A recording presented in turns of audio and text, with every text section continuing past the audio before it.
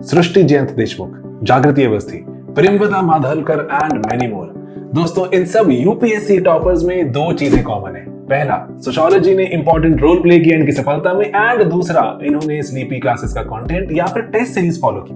दोस्तों, हम अपने सोशियोलॉजी के कोर्सेज में आपको ना सिर्फ रैंक ओरिएंटेड कंटेंट प्रोवाइड करते हैं, बल्कि करंट अफेयर अपडेट्स भी साथ साथ ही देते हैं। दोस्तों, आंसर राइटिंग के लिए 120 से ज्यादा क्वेश्चंस हैं। आप उनको लिखिए, इवैल्यूएट करवाइए, फीडबैक लीजिए। अगर डाउट्स आ रहे हैं तो टेलीग्राम पर आप डाउट्स पूछ सकते हैं, and to top it all, one on one mentorship भी अब आपको अवेलेबल करवा दी गई है। दोस्तों, हमारा एक सपना था कि हम देश के ग्रास रूट से टॉपर्स क्रिएट करें, एंड वो पूरा होता जा रहा है। अफोर्डेबल कोर्सेज हैं, एंड अगर आप अभी भी थोड़ा अनडिसाइडेड हैं तो हमारे YouTube पर जाकर सोशियोलॉजी की प्लेलिस्ट देखिए। बहुत से बच्चे फॉलो करते हैं, एंड उसके बाद अगर लगता है लेवल थोड़ा रेज करना है, कोर्सेज ज्वाइन कीजिए। तो दोस्तों, मिलेंगे क्लासेस में and afterwards with a top rank.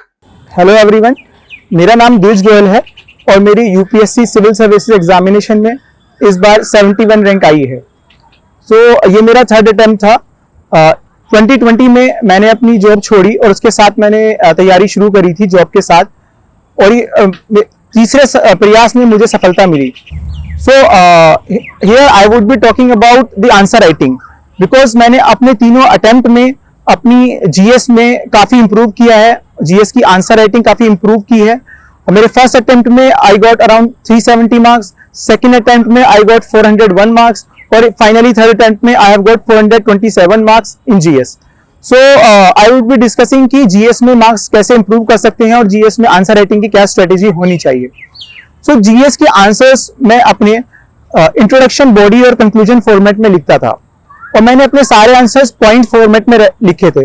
Confusion होता है लोगों के मन में कि पॉइंट्स में लिखें कि पैराग्राफ में लिखें। मुझे लगता है कि पॉइंट्स में लिखना एक बहुत सही स्ट्रेटेजी है, क्योंकि आपके पास ज्यादा पॉइंट्स होते हैं एग्जामिनर्स को बताने के लिए, और आप अपना कंटेंट डाइवर्सिफाई कर सकते हैं। तो now I would be discussing कि चारों GS1, GS2, GS3 and GS4 सबकी आंसर राइटिंग की स्ट्रेटेजी क्या रहनी चाहिए और कैसे आंसर राइटिंग करनी है। GS1, अगर हम GS1 का सिलेबस देखें तो उसमें क्लियरली मेंशन्ड है art and culture, modern history. तो जो हम प्रीलिम्स के लिए पढ़ते हैं, सेम सोर्सेज वही रखने हैं, केवल उस कंटेंट को याद कर लेना है मेंस के पर्सपेक्टिव से।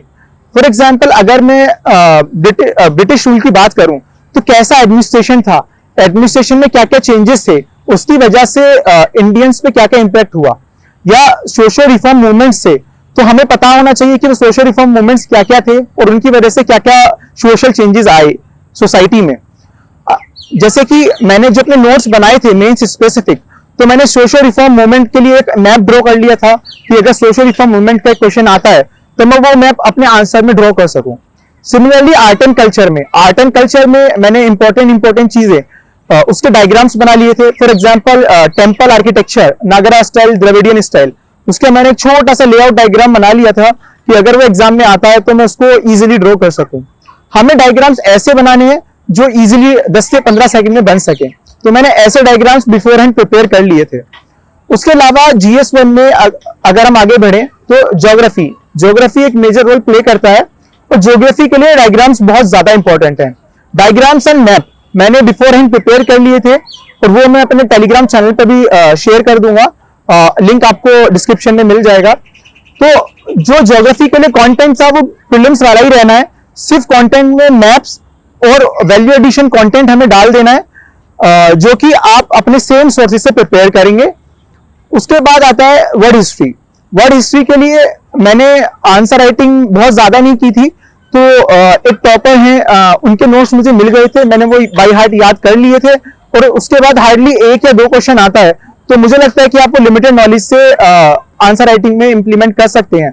उसके लिए एक मैपिंग की प्रैक्टिस करनी पड़ेगी, एक्स्ट्रा वर्ड मैप ड्रॉ करने की, कि आप 20 से 30 सेकंड में वर्ड मैप इजीली ड्रॉ कर पाए। उसके अलावा आंसर राइटिंग सेम रहनी है। मेजर रोल प्ले करता है GS1 में सोसाइटी।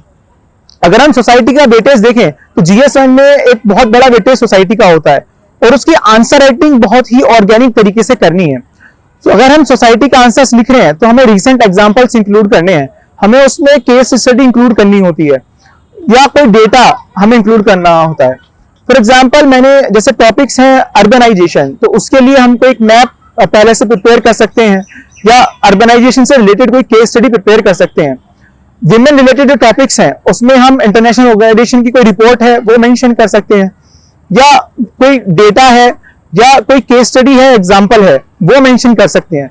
वो हमारे आंसर को बाकी सभी लोगों के आंसर से एक वैल्यू एडिशन दे देता है, एक यूनिकनेस दे देता है। और यूपीएससी डिमांड करता है और रिवॉर्ड करता है जो आपकी यूनिकनेस है उसको। तो आपको हर आंसर में 1 या 1.5 मार्क्स एक्स्ट्रा मिल जाएगा। वो बाद में कल्मिनेट होता है आपके जो आपको एक्स्ट्रा एज मिलता है, आपको एक्स्ट्रा मार्क्स मिलते हैं बाकी सभी लोगों से। बात करते हैं जीएस 2 की आंसर राइटिंग की। जीएस 2 में अगर हम पॉलिटी की आंसर राइटिंग की बात करें तो कंटेंट सेम प्री वाला होता है, बट आंसर राइटिंग में हमें उसको बहुत ऑर्गेनिक वे में लिखना है। उसके लिए लैंडमार्क जजमेंट्स डालना, केस स्टडीज डालना, कमिटीज का नाम डालना बहुत ज्यादा इंपॉर्टेंट हो जाता है, क्योंकि कंटेंट सबका सेम रहता है, पर डिफरेंशिएटिंग फैक्टर होता है कि आप उसको कितना ऑर्गेनिक बना रहे हैं। ऑर्गेनिक बनाने के लिए आप उसमें सजेशंस डालिए, किसी कमेटी ने कुछ बोला है, ये सुप्रीम कोर्ट का कोई सजेशन है, सुप्रीम कोर्ट ने कोई कमेटी फॉर्म की है, तो आप वो डाल सकते हैं। फॉर एग्जाम्पल इस बार के एग्जाम में क्वेश्चन आया था related to Supreme Court rulings on environment, तो उसमें मैंने एमसी मेहता केस का जो जजमेंट है सुप्रीम कोर्ट का वो मेंशन किया था। तो आप ऐसे जजमेंट्स पहले से प्रिपेयर कर सकते हैं और अपने आंसर्स में यूज कर सकते हैं। सेकंड बात आती है कि गवर्नेंस के आंसर कैसे लिखें। गवर्नेंस के आंसर में बेसिक कंटेंट सबका सिमिलर होता है, बट डिफरेंशिएटिंग फैक्टर होता है कि आप उसमें क्या सजेशन और क्या वे फॉरवर्ड दे रहे हैं। मैंने उसके लिए सेकंड एआरसी यूज की थी। सेकंड एआरसी की जो समरी है उसके मैंने नोट्स बना लिए थे और वो अपने आंसर्स में इंक्लूड करने की कोशिश की थी। उसके बाद मैंने उसमें जो एग्जाम्पल्स हैं जो मैं इंक्लूड कर सकता था वो मैंने एग्जाम्पल्स इंक्लूड किए, केस स्टडीज इंक्लूड की। For example I remember self help group में जो क्वेश्चन आता था, तो कुदुमश्री केरला में एक इनिशिएटिव है सेल्फ हेल्प ग्रुप का, तो मैं वो मेंशन करता था। तो ऐसी केस स्टडी और एग्जाम्पल्स मैंने पहले से ही निकाल ली थी और वो अपने आंसर्स में यूज की थी। तीसरी बात आती है इंटरनेशनल रिलेशंस की। इंटरनेशनल रिलेशंस के आंसर्स में मैंने कुछ कोर्स का भी यूज किया था और जो कंटेंट स्टैटिक और डायनामिक है उसको बहुत ही मिक्स करके यूज किया था। पर इंटरनेशनल रिलेशंस के आंसर्स में मुझे लगता है कि अगर कोई क्वेश्चन आता है जहां पर आप मैप ड्रॉ कर सकते हैं, तो आपको मैप ड्रॉ करके वहां पर दिखाना चाहिए आपकी अंडरस्टैंडिंग। फॉर एग्जाम्पल अगर इंडिया और सेंट्रल एशिया के रिलेशंस के बीच में क्वेश्चन आ रहा है, तो आई यूज टू ड्रॉ इंडिया का मैप और वहां पे कुछ सेंट्रल एशियन कंट्रीज में दिखा देता था। उससे आपके आंसर की क्रेडिबिलिटी बढ़ जाती है और देयर आर चांसेस कि आपको वहां पर एक्स्ट्रा मार्क्स मिले। नाउ आई विल डिस्कस कि एक जो अभी रिसेंट ट्रेंड है कि अपने आंसर्स में डायग्राम से फ्लो चार्ट्स कितने यूज करने हैं और कहां यूज करने हैं। तो मुझे लगता है कि पिछले 6-7 साल में एक काफी ज्यादा ट्रेंड हो गया है कि अपने आंसर्स में डायग्राम से फ्लो चार्ट्स यूज करने हैं। बट मुझे लगता है कि बहुत ज्यादा डायग्राम से फ्लो चार्ट्स यूज करने से आप कंटेंट को मिस कर जाते हैं। कंटेंट अल्टीमेटली आपको मार्क्स दिलाता है। डायग्राम्स एंड फ्लो चार्ट्स आप वहां यूज कीजिए जहां आपके कंटेंट को वो सप्लीमेंट कर रहे हैं, या आपके कंटेंट जहां आपको ज्यादा लिखना पड़ेगा और स्पेस कम है, वहां पर आप डायग्राम्स और फ्लो चार्ट्स का यूज कर सकते हैं। अदरवाइज मुझे लगता है कि कंटेंट पर फोकस करने की ज्यादा जरूरत है, और अगर आप बेसिक कंटेंट भी लिख रहे हैं तो वो भी आप मेन पॉइंट्स के बाद बेसिक कंटेंट भी लिखना जरूरी है। अगर मैं एक अच्छे आंसर की बात करूं तो उसमें बेसिक कंटेंट तो होना ही है, उसके साथ वैल्यू एडिशन होना है। अगर हम खाली वैल्यू एडिशन अपने आंसर में करेंगे और बेसिक कंटेंट मिस करेंगे तो हमें प्रोबेबली उतने अच्छे मार्क्स नहीं मिलेंगे। तो बेसिक कंटेंट के साथ वैल्यू एडिशन डालना है, ना कि वैल्यू एडिशन के साथ बेसिक कंटेंट डालना है।